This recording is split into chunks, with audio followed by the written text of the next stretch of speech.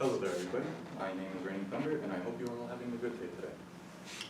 I'm here to inform you about existentialism, so I ask for your attention, and I hope you enjoy. But before that, I must explain what philosophy is. According to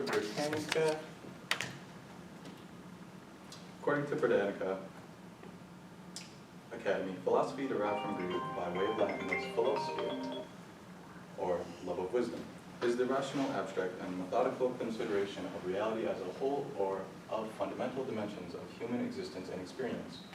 Philosophical inquiry is an essential element in the intellectual history of many civilizations. So with that, I will begin. Existentialism is a philosophy on how one can perceive living through the freedom that we have as human beings. Sometimes with it being too much by all the choices that we have, or sometimes being too much with the choices that we can make. This is not an exact definition, more like a paraphrase of what existentialism is essentially, because it's hard to put a definite definition on it because there's so many ideas of what existentialism is, because it revolves around the idea of individual freedom, choice, and the stress of individual existence. History. Oh crap, I was supposed to go there, but that's the thing I just wrote. Oh wait. No, this is it. Okay. According to existentialism by Funk and Wagnall's New Encyclopedia, existentialism as a distinct philosophical and literary movement belongs to the 19th and 20th centuries. But elements of existentialism can be found in thought and life of Socrates, in the Bible, and in work of many pre-modern philosophers and writers. History. Blaise Pascal, there's a quote down there. They do not know they seek only the chase and not the quarry. A French 17th philosopher of rationalism, a belief or theory of that opinions and actions should be based on reason and knowledge rather than a religious belief or emotional response. He would unknowingly start the blueprint on another philosophy with the book Pensées, published in 1670, a book that was released after his death but was compiled from fragments of his other works. It was intended as an apology to Christianity due to him trying to convert, but died before he could finish it. The book ended up resembling more of observations to the human existence, a book that focuses on the human nature and the contradictions that come with being human, where people are simultaneously great and wretched, because humans have the desire to seek truth and happiness but are distracted and are unable to achieve either, which is the result of human sin. Soren Kierkegaard. Life is not a problem meant to be solved, but a reality to be experienced. A 19th century Danish philosopher who was known as the father of existentialism because he was one of the first philosophers to call himself an existentialist before it was popularized. He founded the way of existentialism due to a similar philosophy, idealism, which is pursuing ideals that are not palpable, which means it's just not going to be able to happen easily. It was created by George Wilhelm Friedrich Hegel. Hegel claimed that he worked out the total rational and understanding of humanity and history.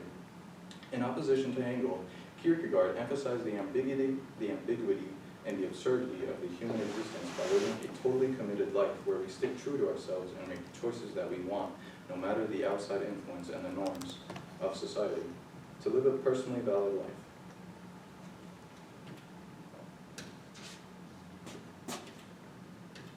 Okay. Philosophers that have dabbled in existentialism. John Paul Sartre, Existence Precedes Essence, a 19th century French philosopher who led the 19th century existentialist movement that would become famous internationally after World War II. Sartre's view on existentialism had an atheistic and pessimistic view on making it resemble humanism. Through this way of thinking, he declared that humans require an inherent meaning to have in their lives, but aren't able to. Sartre called this a futile passion. Martin Heidegger, a 20th century German philosopher who would gain his point of view just like how Pascal and Kierkegaard did, has a direct answer to another's discovery in philosophy. This case being phenomenology, the study of conscious experience and experiencing things as they are and not what they are, as they are and not what they are. Belonging to Edmund Husserl, he would use Edmund's philosophy and add his own twist on it, making it his own. where he expresses how humanity is an incomprehensible and indifferent world where we can't understand to why we're here, but instead we choose to believe why we're here and to follow it passionately before we die. Philosophies that are similar to existentialism. Idealism, according to Britannica Academy, idealism is in philosophy any view that stresses the central role of the ideal or the spiritual in the interpretation of experience. It may hold that the world or reality exists essentially as spirit or consciousness that abstracts and laws are more fundamental in reality than sensory things, or at least that whatever exists is known in dimensions that are chiefly mental through as an ideas. Phenomenology. According to Britannica Academy, phenomenology is a philosophical movement originating in the 19th century. The primary objective of which is the direct investigation of description of phenomena as consciously experienced without theories about their casually explained and as free as possible from unexamined preconceptions and presuppositions. Ethics/morality. According to business ethics and existentialism, values that are chosen by an individual, whether through wisdom or ignorance, for good or evil, at the very least reveal and invoke freedom, whereas values imposed by others are necessarily alienating, where an individual feels to be compelled to act by an ethical doctrine that is not chosen freely as of his or her own accord, then they are in bad faith, because they are rejecting their own freedom and so abrogate responsibilities for their act.